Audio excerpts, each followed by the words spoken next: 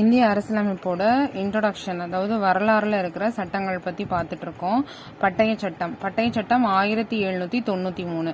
இந்த பட்டய சட்டம் 1793 தான் வந்துட்டு முதல் பட்டய சட்டம். இந்த பட்டய சட்டத்தை வந்து 20 வருஷத்துக்கு எக்ஸ்பேண்ட் பண்றாங்க.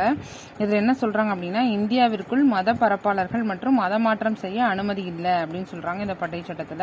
அதுக்கப்புறம் வந்து ஈஸ்ட் இந்தியா கம்பெனி வந்து தடையற்ற வணிகம் வந்து செய்யக்கூடாது அப்படிங்கறதையும் இந்த பட்டய சட்டத்துல சொல்லப்படுது. 1793 பட்டய சட்டம் 20 வருஷத்தை வந்து எக்ஸ்பெண்ட் பண்றாங்க. இந்தியாவுக்குள்ள மத பரப்பாளர்கள் மற்றும் மத மாற்றம் செய்யப்படுறவங்க வந்து அனுமதி கிடையாது.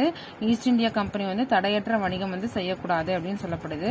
அடுத்து பட்டய சட்டம் 1813, 20 வருஷம் கழிச்சு 1813. இது ரொம்ப முக்கியமான பட்டய சட்டம்.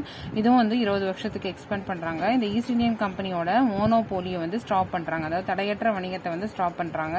தேயிலை மற்றும் சீனா கூட இருக்கிற வணிகத்தை மட்டும் இவங்க தடை செய்யல. இந்தியாவில் கல்வி வளர்ச்சிக்காக 1 லட்சம் ரூபாய் வந்து ஒதுக்கீடு செய்யறாங்க. மத போதகர்கள் வந்து இந்தியாவுக்குள்ள அனுமதிக்கிறாங்க. அங்க வந்து அனுமதி கிடையாதுன்னு சொல்லப்படுது. இங்க வந்து மத போதகர்களை வந்து இந்தியாவுக்குள்ள அனுமதிக்கிறாங்க.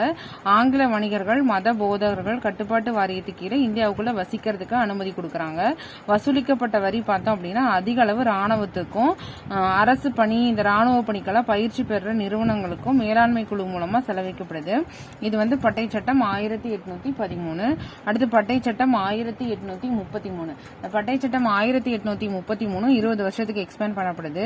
வங்காளத்தோட கவர்னர் ஜெனரல் அப்படிங்கிற பதவி வந்து இந்தியாவின் கவர்னர் ஜெனரலாக பதவி உயர்த்தப்படுது. இப்ப இந்தியாவின் முதல் கவர்னர் ஜெனரலாக பதவி உயர்த்தப்பட்டவர் யாருன்னு பார்த்தோம் அப்படின்னா வில்லியம் பெண்டிங். கட்டுப்பாட்டு விதிகள் வந்து சட்டங்களாக ஆக்கப்பட்டன. இந்த ஒழுங்குமுறை சட்டத்துல பார்த்தோம் அப்படின்னா கட்டுப்பாட்டு விதிகள் எல்லாம் சட்டங்களாக ஆக்கப்பட்டன. ஆலோசனை குழுவில 4வது உறுப்பினரா ஒருத்தர் சேர்க்கிறாங்க. அந்த உறுப்பினர் யார் அப்படின்னா சட்ட ஆலோசகர். அவர் தான் யாருன்னா மெக்காலே பிரபு. சீனாவுடனான வணிகத்தை முற்றிலும் தடை செய்யறாங்க. 1833 ஆண்டு இந்திய குடியுரிமை பணிக்கான தேர்வு முறை வந்து கொண்டு வரப்பட்டது. அதாவது எக்ஸாம்ஸ் மெத்தட் வந்து கொண்டு வராங்க, ICSE எக்ஸாம்ஸ். 1835 முதல் ஆங்கிலம் இந்திய ஆட்சி மொழி மாற்றப்படுது. 1835 இந்த மெக்காலே பிரபு வந்ததுக்கு அப்புறமா ஆங்கிலம் வந்து இந்திய ஆட்சி மொழியாக மாற்றப்படுது. சோ அது வரைக்கும் இந்தியால ஆட்சி மொழி என்ன பார்த்தோம் அப்படின்னா பாரசீக மொழி தான் இந்திய ஆட்சி மொழியை ஃபாலோ பண்ணியிருந்தாங்க. 1832 கிரே பிரபு கொண்டு வந்த சட்ட திருத்தம் தான் 1833 அப்படிங்கிற ஒரு பட்டய சட்டம் வந்து உருவாகிறதுக்கு காரணமா இருந்திருக்கு.